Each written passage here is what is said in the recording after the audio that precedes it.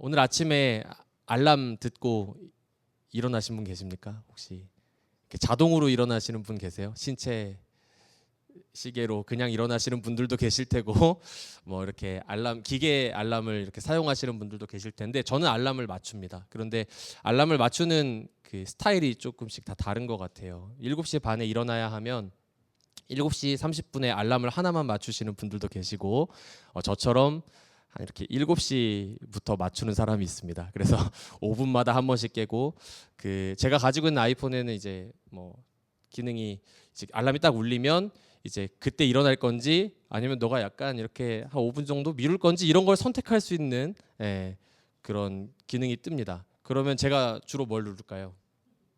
잠깐만요 하고 누릅니다. 그래서 이제 한 5분만 있다가 일어나야겠다. 그 아이폰이 10분씩 밀어주거든요. 그래서 이렇게 누르면서 있다 보면은 어느 순간에 예상보다 이렇게 많은 시간이 지날 때가 있어요. 그래서 조금만 자려고 했는데 막 많이 지나 있는 경우도 있고, 대부분의 경우 이렇게 그 순간 이걸 미루게 되면 그날 아침에 이렇게 외출 준비가 굉장히 어려워지는, 이 허겁지겁 나가야 하는 그런 경험들을 해보신 분들도 계실 수 있을 것 같습니다. 때로는 우리의 어떤 영적인 삶, 믿음의 여정에도 이러한 패턴들이 나타날 때가 있는 것 같습니다. 말씀이 들려오죠. 해야 할 어떤 순종들, 나의 삶에 바르게 세워져 있지 않은 많은 영역들, 내가 돌이켜야 되는 지점들, 어떤 내려야 될 결단들을 마주할 때 아직은 괜찮다라는 생각이 들 때가 있는 것이죠. 아직 뭐 우리 젊고 하나님은 언제나 뭐 너그러우셔서 우리가 얼마든지 마음만 먹으면 이렇게 돌아가고 나의 삶을 바꿔낼 수 있는 것 아닌가 하는 그런 생각들이 우리를 안주하게 할 때가 있다라는 거예요. 그런데 무서운 건 뭐냐면 알람이 반복되다 보면 사람은 그것에 무뎌진다라는 겁니다. 제가 한국에서 학교를 나왔는데 어렸을 때 초등학교 때 수업 시간에 이렇게 앉아 있다 보면 가끔씩 그 소화전이 울릴 때가 있어요. 이렇게 밖에서 복도에서 막 따르릉 하고 울리면은 그건 이제 뭔가 상황이 발생했다는 것 아니겠습니까? 뭔가 화재가 발생했거나 이런 일들이 있으니까 확인을 하거나 어떤 불을 끄거나 대피하는 일이 있어야 되는데, 학생들 중에 자리를 일어나서 나가는 사람이 있을까요? 없을까요? 주로 없습니다. 왜냐하면 이렇게 잘못 울릴 때가 너무 많기 때문에 이렇게 따르릉 하고 울려도 뭐 잘못 울렸나 보다 하고 다 그냥 무디게 생각한다라는 거예요. 오늘의 말씀은 어떤 영적인 감각이 완전히 무뎌져 버린 이 백성들의 모습을 보여주고 있습니다. 여호와 하나님을 버리고 우상을 선택하고 끝없이 어떤 타락의 길을 향해 가는 백성들의 안타까운 모습을 보여줍니다. 그러나 의심의 여지 없이 저는 이 말씀을 읽을 때 너무 좋은 게 뭐냐면 의심의 여지 없이 오늘도 여전히 우리의 소망은 하나님이시다 하는 것입니다. 백성들에게 진노하시지만 그들의 부르짖음과 고통의 소리를 들으시죠. 그리고 뜻을 돌이키시는 하나님에 대해서 오늘 잠시 나누려고 합니다. 오늘의 말씀을 통해서 우리가 얼마나 쉽게 하나님을 버릴 수 있는 연약한 존재들인지와 또 그럼에도 불구하고 하나님께서 우리에게 베풀어 주시는 긍휼이 얼마나 큰지에 대해 깨닫는 감격과 은혜가 저와 여러분에게 넘치기를 소원합니다. 지난 시간에 우리는 기억을 잃은 공동체라는 제목으로 여호수아 이후의 세대가 하나님을 알지 못하고 그분께서 이 백성들에게 행하신 일들도 알지 못하는 다른 세대가 되었다라는 것을 살펴보았습니다. 오늘 본문은 그렇게 시작된 어둠이 본격적으로 드러나고 있는 장면인데 본문의 11절부터 13절까지의 말씀을 읽어드리겠습니다. 이스라엘 자손이 여호와의 목전에 악을 행하여 바알들을 섬기며 애굽 땅에서 그들을 인도하여 내신 그들의 조상들의 하나님 여호와를 버리고 다른 신들 곧 그들의 주위에 있는 백성의 신들을 따라 그들에게 절하여 여호와를 진노하시게 하였으되 곧 그들이 여호와를 버리고 바알과 아스다롯을 섬겼으므로. 이스라엘 자손들이 악을 행합니다. 그런데 말씀에 보니까 어디서 행했다고 되어 있나요? 여호와의 목전에서 행했다고 합니다. 이거 영어 성경에는 in the eyes of the Lord라고 되어 있는데 하나님이 보시는 앞에서 행했다라는 거예요. 하나님의 면전에서 악을 저질렀다는 것입니다. 무언가 잘못을 할 때 숨어서 어떤 은밀하게 남들에게 감추고 싶어서 이렇게 안 보이게 저지른 것이 아니라는 것이죠. 이것은 단순한 실수가 아닌 것입니다. 창세기에 이 아담과 하와의 범죄를 보면요. 그들이 하나님께서 먹지 말라고 말씀하신 열매를 먹은 뒤에 어떻게 합니까? 부끄러워하죠. 부끄러워하면서 숨습니다. 숨고 하나님의 낯을 피하여 자신들의 수치를 가리고자 하는 모습이 등장하는데 이스라엘 백성들은 그렇지 않았다라는 겁니다. 참 우리가 살아가면서 어떤 잘못을 했는데 부끄러움을 모르는 사람을 만나는 일만큼 이렇게 민망한 일이 없는 것 같아요. 저 되게 민망하거든요. 예전에 한국에서 한창 인기리에 방영했던 이 부부의 세계라는 드라마 혹시 보신 분 계십니까? 네.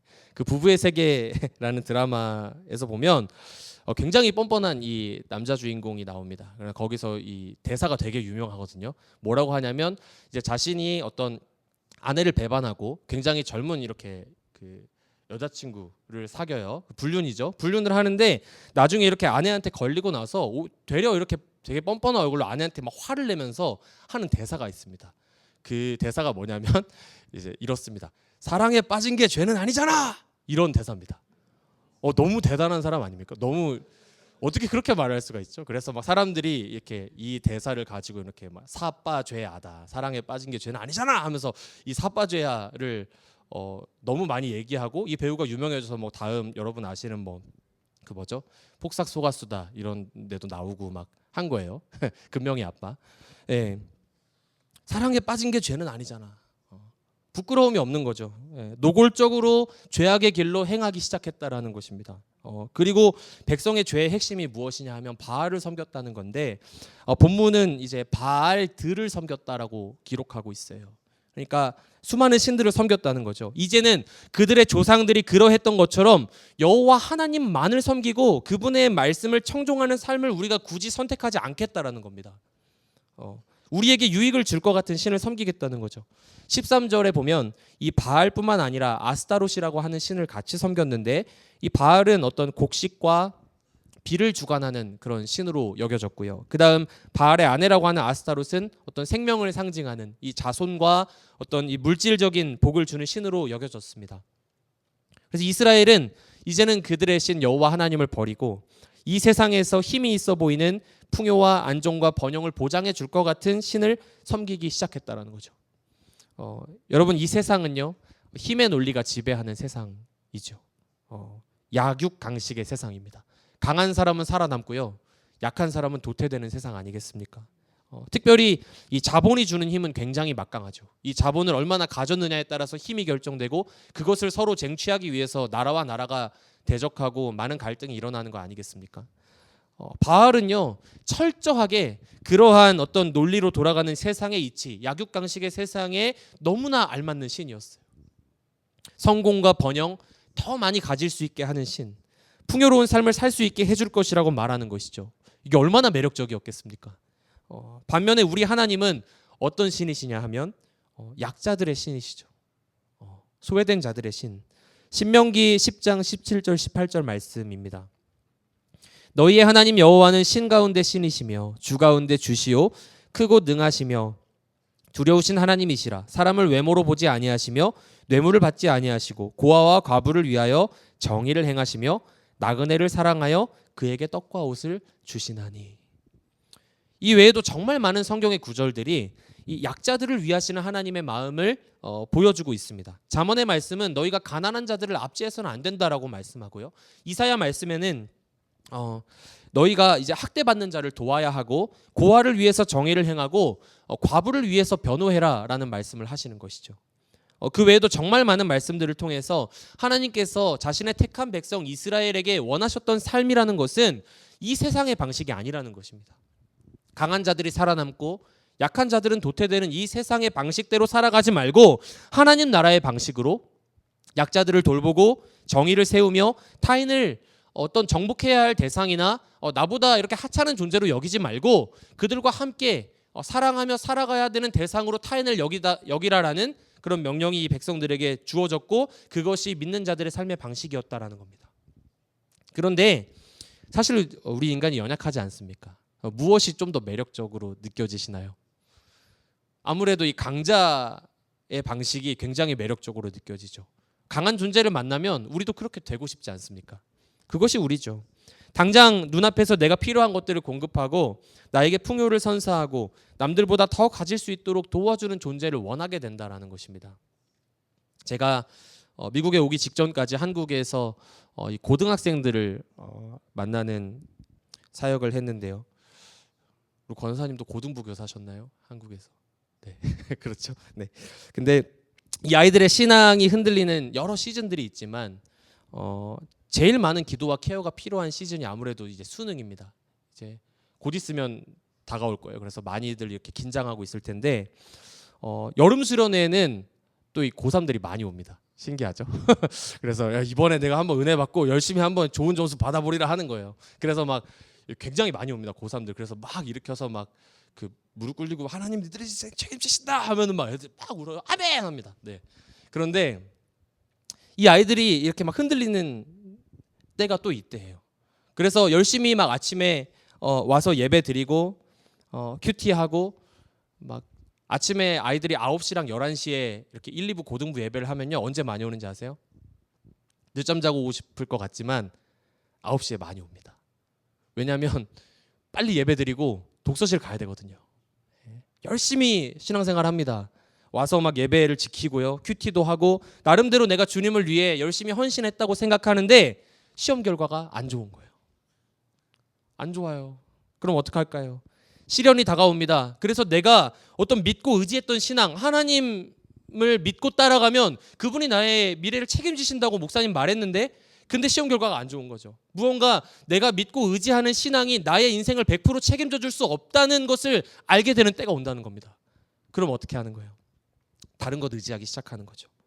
나에게 원하는 것을 즉시 공급해 줄 수 있을 것 같은 무언가를 따라가기 시작한다라는 겁니다. 아침에 예배드리고 가봐야 별 소용없네. 그 시간에 공부 한 자 더 하는 게 나의 어떤 커리어나 나의 어떤 미래, 나의 관계를 형성하는 일에 조금 더 도움이 되겠다라고 판단하기 시작하는 거죠. 한국의 이야기를 잠깐 하겠습니다. 오늘날 대한민국은 역사상 그 어느 때보다 풍요롭고 이렇게 뭐랄까 풍족한 그런 일상을 누리고 있습니다만 그 어느 때보다도 삭막하고 절망적인 사회가 되지 않았나 하는 생각이 듭니다. 수많은 젊은이들이 외로움과 고립을 경험하는 시대이지요. 취업 활동이 어려워지면서 계속되는 어떤 실패들, 구직의 실패 속에서 그것을 이제 포기해 버립니다. 그리고 무언가 나의 어떤 다음 스텝, 내가 뭔가 사람을 만나서 연애를 하고 결혼을 하고 직장을 갖고 아이를 낳는 일들을 포기해 버리는, 그리고 어떤 사회랑 담을 쌓고 그냥 은둔형 외톨이로 살아가는 청년들이 늘어나고 있다라는 거예요. 결혼을 포기하고 출산을 포기하고 꿈과 인생의 방향성을 잃어버린 채 살아가는 그런 젊은이들이 너무 많고 종국에는 이제 해서는 안 될 선택들을 하기도 하죠. 너무 가슴 아픈 일이 아닐 수 없습니다. 청소년들은 어떻습니까? 제가 사역하면서 아이들 신방해 보면 마음이 아픈 애들이 너무 많은 거예요. 너무 많아요. 교회도 열심히 출석합니다. 밝은 모습으로 나와요. 찬양팀 봉사도 하고요. 막 집도 부유합니다. 네, 부유해요. 그리고 어디 하나 빠져 보이는 것이 없는 아이인데 만나서 이렇게 이야기하다 보면 이 아이 팔을 걷어보면 상처가 가득한 거예요. 우울증, 공황장애, 불면증 가운데 고통받는 아이들 너무 많죠. 왜 그렇습니까? 이 약육강식의 세상 아닙니까? 강한 자들이 살아남는 힘의 논리가 지배하는 세상 속에서 이 가나안과 같은 세상 속에서 자꾸 흔들리는 것이죠. 네가 가지고 있는 것들이 너의 가치를 결정하는 거다. 너의 가치를 스스로 노력해서 높이는 만큼 너는 가치 있는 존재가 되는 거야 라고 말하는 세상 속에서 흔들리는 겁니다. 어린이들도 예외 없습니다. 요즘 어린이들 얼마나 무서운지 아세요? 어린이들이요 자기가 사는 동네의 급을 알고 있습니다.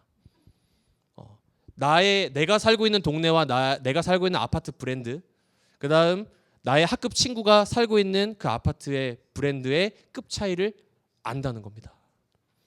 너희 아빠가 타는 차와 우리 아빠가 타는 차의 급 차이를 안다는 거예요. 어린이들도 압니다. 초등학생들이요. 그리고 급이 맞는 친구들을 사귀는 거죠.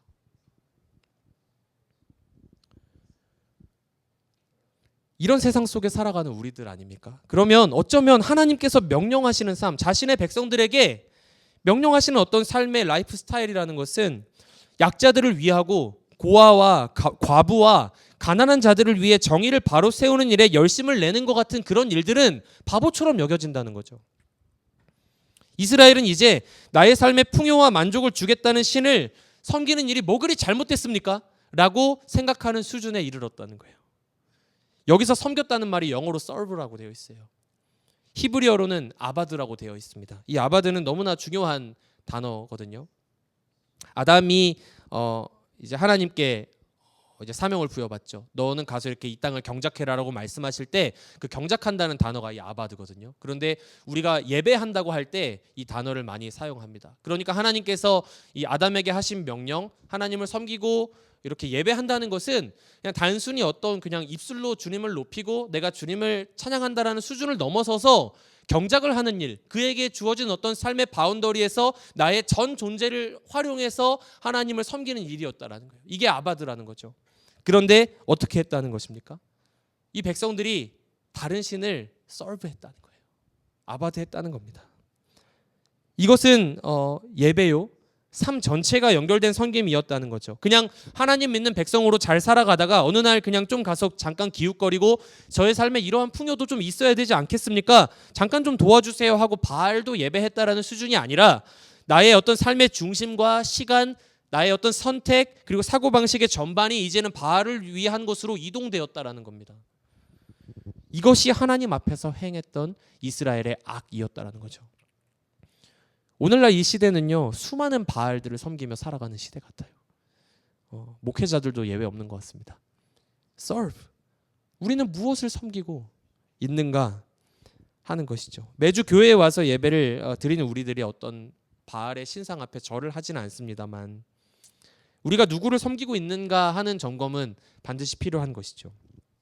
아바드, 섬긴다는 것은요, 그것을 위해 기꺼이 시간과 나의 물질을 사용할 수 있고 나의 선택들을 조정할 수 있고, 이 단어의 뜻에는 이 노예처럼 종속된다라는 뜻도 아바드가 가지고 있거든요.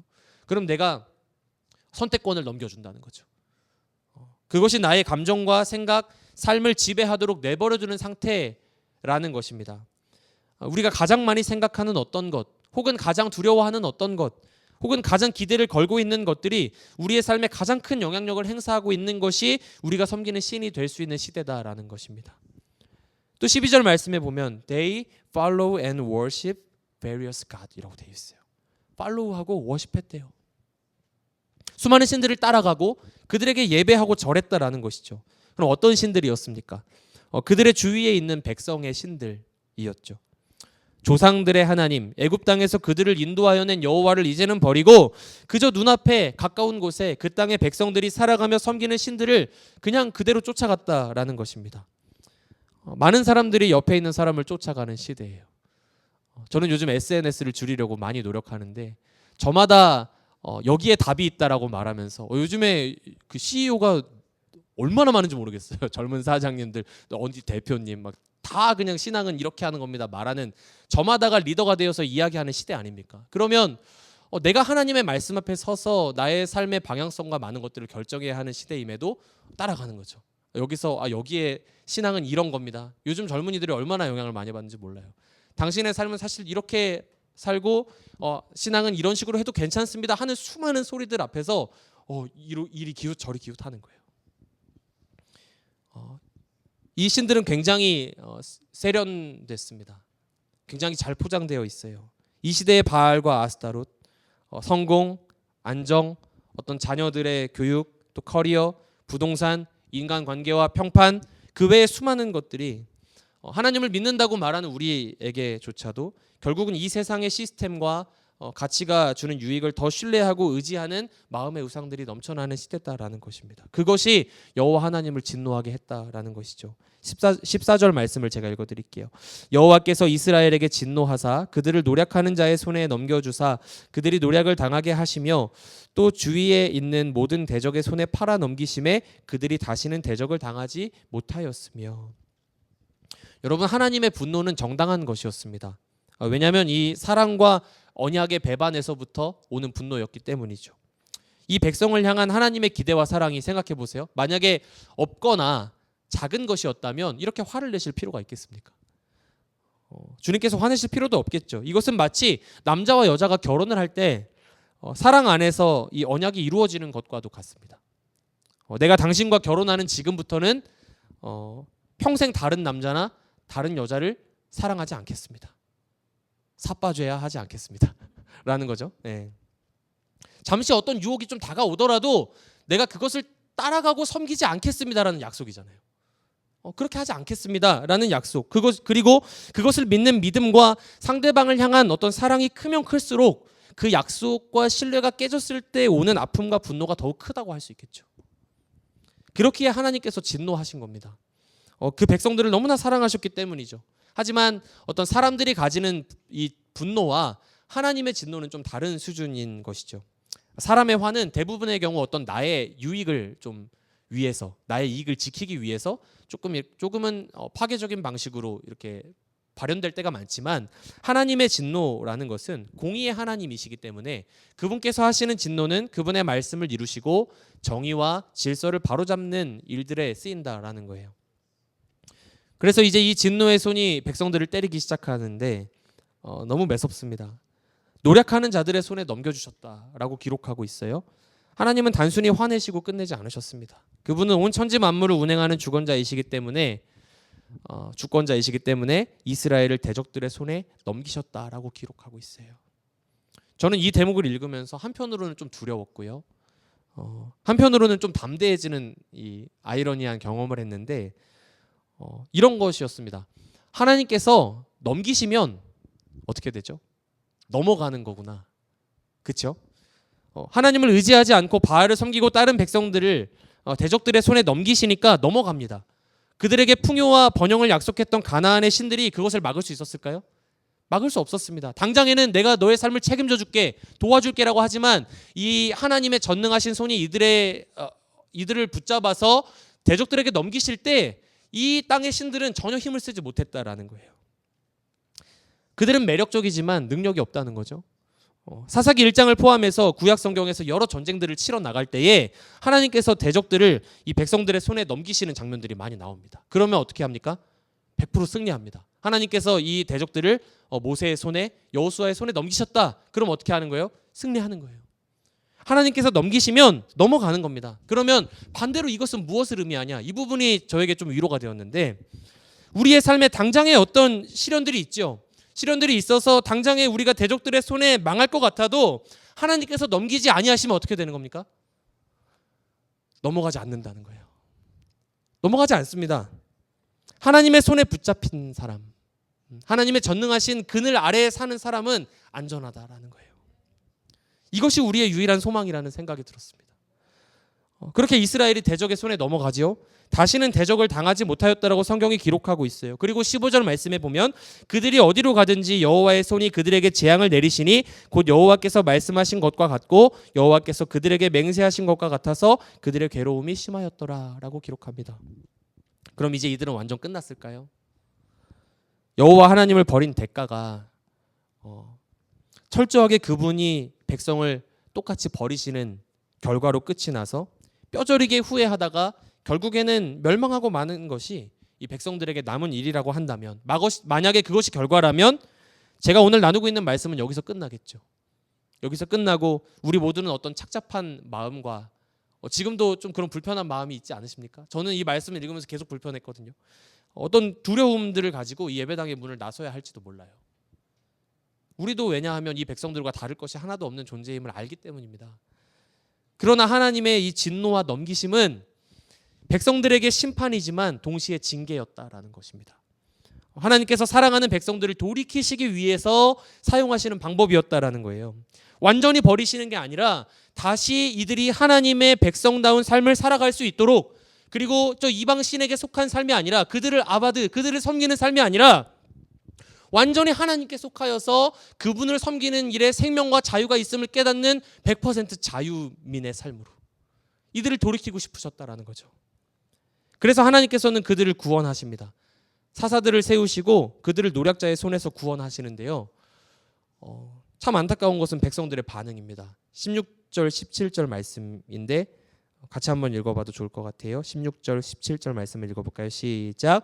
여호와께서 사사들을 세우사 노략자의 손에서 그들을 구원하게 하셨으나 그들이 그 사사들에게도 순종하지 아니하고 오히려 다른 신들을 따라가 음행하며 그들에게 절하고 여호와의 명령을 순종하던 그들의 조상들이 행하던 길에서 속히 치우쳐 떠나서 그와 같이 행하지 아니하였더라. 아멘. 여호와 하나님을 버리고 바알을 섬긴 백성들, 공의의 하나님이 그들의 행한 일의 결과대로 대적들의 손에 넘기는 합당한 결과를 마주하게 하셨지만 우리 하나님은 공의의 하나님임과 동시에 어떤 하나님이십니까? 사랑의 하나님이시죠. 사랑의 하나님이에요. 이 백성들이 괴로워하는 거를 그냥 지켜보고 있기가 너무 힘드신 거죠. 너무 견디기가 어려우셨던 거예요. 이 말씀을 보면 백성들이 어떤 이 뒤에 사무엘서의 말씀처럼 우상들을 제거하고 하나님께 회개하며 돌아왔다는 내용이 등장하지 않습니다. 등장하지 않음에도 불구하고 사사를 세워서 백성들을 먼저 구원해 주시는 것이죠. 이것이 바로 이 은혜의 원리입니다. 그런데 백성들은 어떻게 하는 거예요? 그 사사들에게도 순종하지 않고 다른 신들을 따라가서 음행하고 조상들이 행하던 길에서 속히 치우쳐 떠났다라고 되어 있는 것이죠. 속히 치우쳤대요. 여러분, 선을 행하는 것은 너무 어렵습니다. 하나님의 말씀대로 한번 살아봐야지 하고 가서 이 예배당 문을 나가서 우리 삶의 현장으로 딱 들어가면 선을 행하는 일은 너무 어려워요. 너무 어렵습니다. 그런데 이 악의 길로 가는 것은요, 이 죄의 유혹에 한번 눈 감는 것은 어찌나 쉬운 일인지 모르겠어요. 속히 치우쳤다라는 거예요. 이것이 우리 존재다라는 겁니다. 하나님을 섬기는 삶에 하나님만 섬기는 인생의 생명이 있다는 것을 머리로는 알지만 우리는 그 길을 실제로 따라가고 지켜낼 만한 능력이 전혀 없는 존재다라는 거죠. 그래서 사도 바울은 우리의 육신을 두고 사망의 몸이라고 부르며 탄식했다는 것입니다. 로마서 7장 18절부터 24절의 말씀인데요. 내 속 곧 내 육신에 선한 것이 거하지 아니하는 줄을 아노니 원함은 내게 있으나 선을 행하는 것은 없노라. 내가 원하는 바 선은 행하지 아니하고 도리어 원하지 아니하는 바 악을 행하는도다. 만일 내가 원하지 아니하는 그것을 하면 이를 행하는 자는 내가 아니오 내 속에 거하는 죄니라. 그러므로 내가 한 법을 깨달았노니 곧 선을 행하기 원하는 나에게 악이 함께 있는 것이로다. 내 속사람으로는 하나님의 법을 즐거워하되 내 지체 속에서 한 다른 법이 내 마음의 법과 싸워 내 지체 속에 있는 죄의 법으로 나를 사로잡는 것을 보는도다. 오호라, 나는 곤고한 사람이로다. 이 사망의 몸에서 누가 나를 건져내랴. 이것이 우리 존재입니다. 우리는 죄악을 저지르는 일에 너무 밝습니다. 그리고 빨라요. 주님께 회개할 자격도 없고요, 주님께 회개할 실력도 없는 존재들이다라는 것이죠. 그러나 그렇게 자격도 없고 실력도 없는 우리를 불쌍히 여기시고 살리시는 것이 곧 하나님의 은혜요, 복음이 주는 자유함과 기쁨이다라는 것입니다.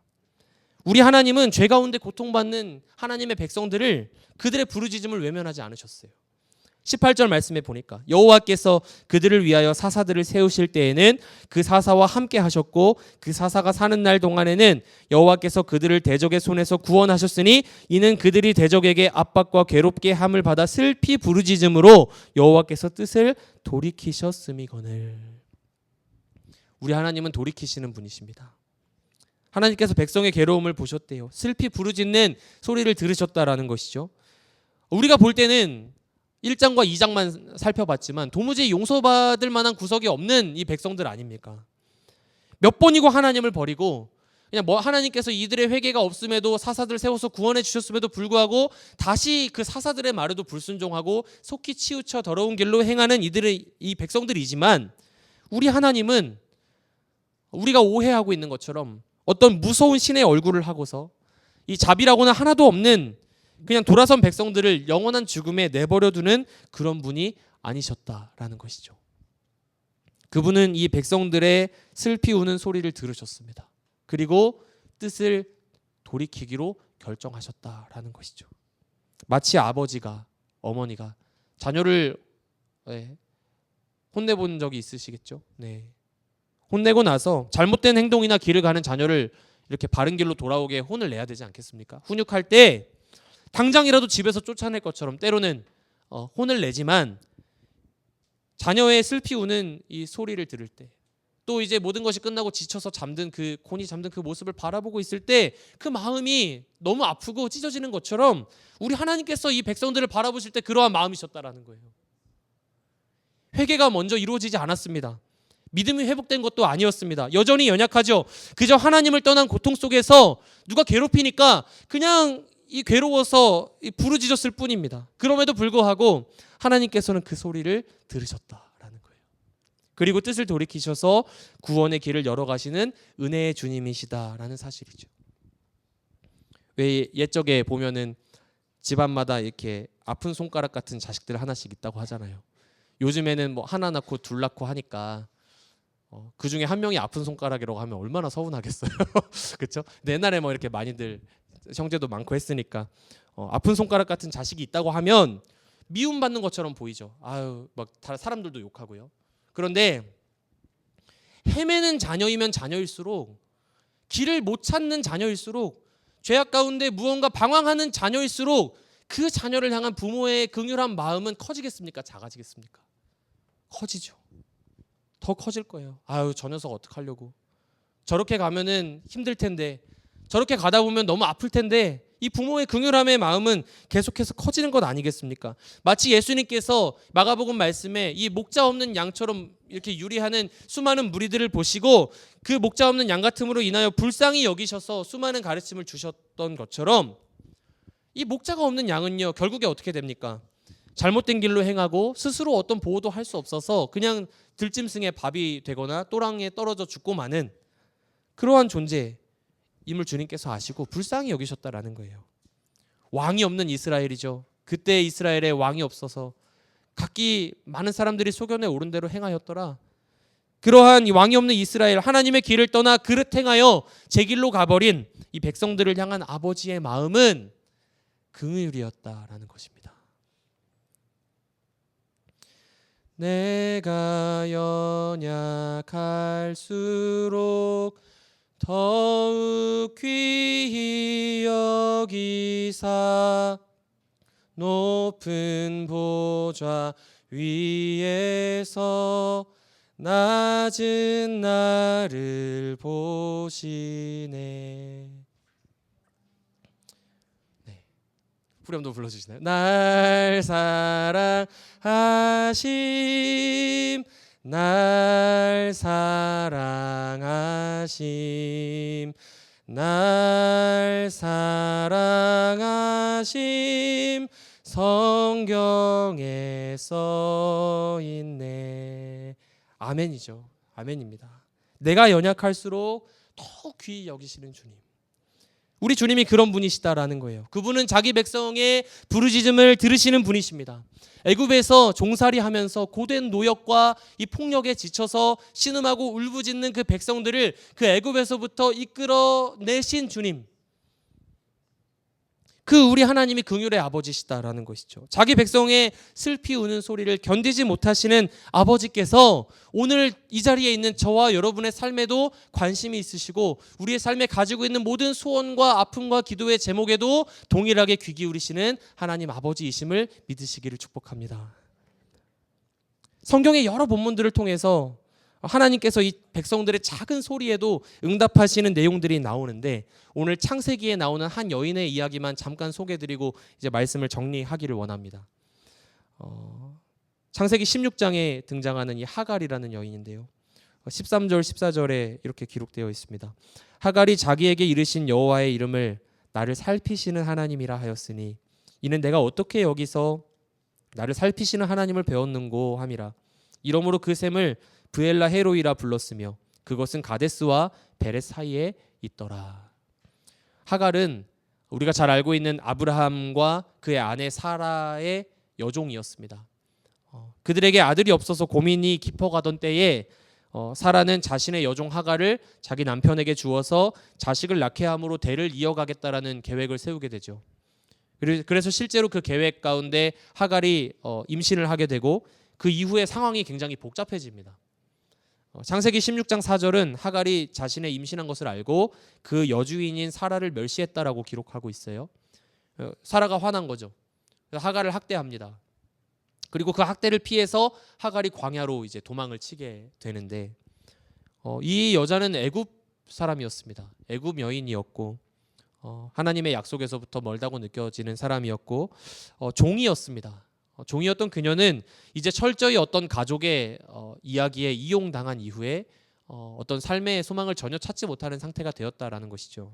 그래서 누구도 관심 있게 또 읽지 않는 이야기 아니겠습니까? 그런데 하나님이 그녀를 찾아오시는 것입니다.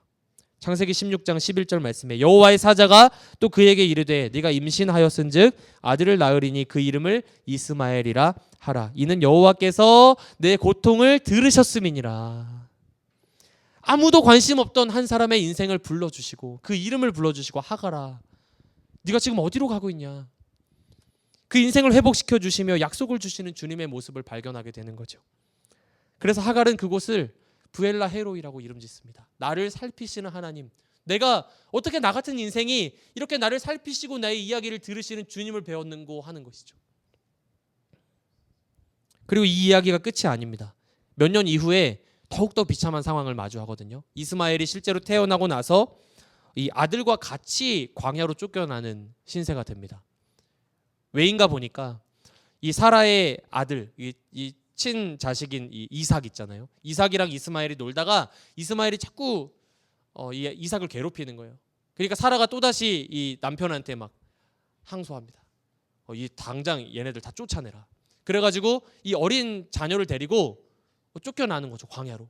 그래서 이제 갖고 있던 식량도 없어지고 가죽 부대에 물도 다 떨어져가지고 아무런 소망이 없게 되었을 때 아이가 죽어가는 모습을, 그 어미의 심정을 한번 생각해 보십시오.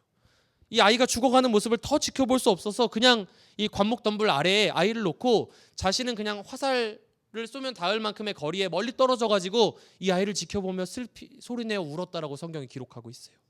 이제 어떡하나 하는데 세상의 눈으로 바라보면 아무런 소망이 없지 않습니까? 그 어떠한 사람도 관심이 없던 이 철저히 이용당하고 버려진 이 여인의 울음소리를, 또 이 아이의 울음소리를 누가 들으시는 겁니까?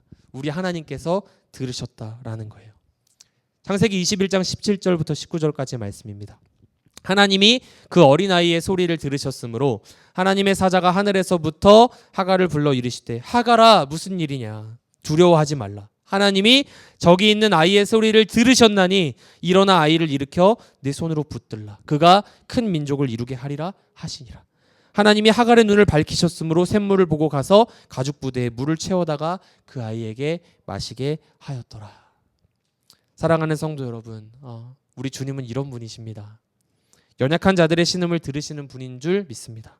멸망당에 마땅한 이스라엘의 부르짖음에도 응답하시는 주님께서 쫓겨난 애굽 사람, 이 여종의 울음도 들으신 주님께서 오늘 우리의 기도와 눈물을 살피시고 들으시는 줄 믿습니다. 이제 말씀을 마무리하겠습니다. 혹시 여호와를 섬기는 길에서부터 속히 치우쳐서 다른 것을 의지하고 섬기며 예배하며 따르고 있는 이 백성들의 모습이 우리의 모습은 아닙니까? 광야 같은 세상 살아가다 보니 가나안과 같은 세상 속에서 하나님 말씀은 희미해지고 그분의 명령은 나의 삶에 실제적인 도움이나 해결을 가져다 주지 못하는 것처럼 느껴지고 나도 모르는 사이에 나의 삶에 더 확실한 응답과 만족을 가져다 주는 것처럼 보이는 것들에 시간과 마음을 쏟고 그것을 섬기는 모습이 우리의 모습은 아니었습니까? 그러나 오늘 이 말씀이 결코 정죄에서 끝나지 않는다는 것을 기억하면서 우리의 모든 소원과 우리의 아픔 있으시죠? 절망 있습니다. 고통 있어요. 그런데 어렵지만 이것을 들고 당장에 해결해 줄 수 있을 것 같은 어떠한 세상의 방식을 따라가는 것이 아니라 이 모든 것을 들고 나의 인생을 살피시고 들으시는 주님 앞으로 한 걸음 한 걸음 나아가는 우리가 되기를 소원합니다. 막막한 인생길 같지만 나를 살피시는 분이 계시다는 거예요. 나의 눈물과 아픔의 소리를 들으시는 이 부엘라 헤로이의 하나님을 우리가 함께 신뢰해 보지 않으시겠습니까?